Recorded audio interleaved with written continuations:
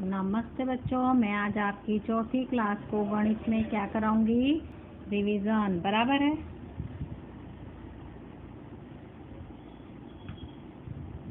तो रिवीजन में देखो आपको क्या लिखना है, अनुमान लगाकर माप लिखो। आपकी ऊंचाई अनुमान लगाना है ना। अगर आप इसके बदले और कुछ लिखते हो तो भी चलेगा। आपकी ऊंचाई कितनी, ऊंचाई मतलब आपकी हाइट। हाँ, तो आपकी ऊंचाई कितनी है सेंटीमीटर में लिखनी है। तो आप लोगों को याद है कि नहीं याद है, पर हम वो दीवार पे सेंटीमीटर माप के लिखते थे, फिर आपको खड़ा करके उसके हिसाब से आपकी ऊंचाई मापी जाती थी और वजन मापा जाता था स्कूल में। बराबर, आपको तो माया मैडम ने किया होगा। उसके बाद तो तीसरी में आपने पढ़ा ही नहीं है, स्कूल ही नहीं आए हो। पढ़ाई तो आपने की ऑनलाइन, पर स्कूल नहीं आए हो, तो हमने ऊंचाई लंबाई कुछ मापी नहीं आपकी। तो आपकी ऊंचाई लगभग 120 सेंटीमीटर एक एवरेज होता है, चौथी के बच्चे की इतनी होती है। आपकी कम ज़्यादा है तो आप लिख सकते हो। आपके वर्ग खंड की लंबाई यानी आपके क्लास की लंबाई तो 20 मीटर।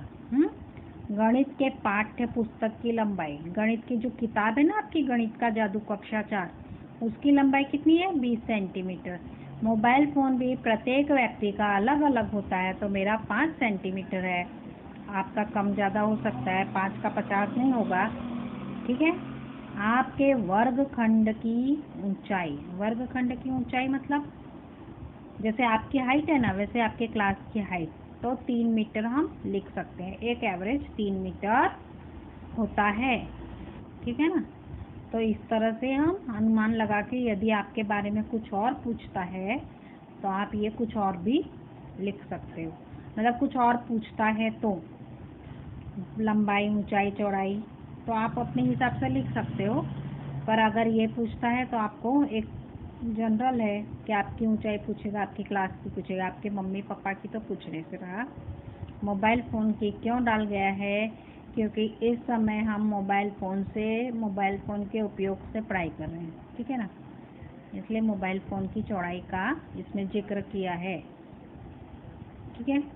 अब हो सकता है ना भी आए, हो सकता है आए, तो आपके ऊपर डिपेंड है, पर इस तरह से आपको करना है। ठीक है, चलो बाय।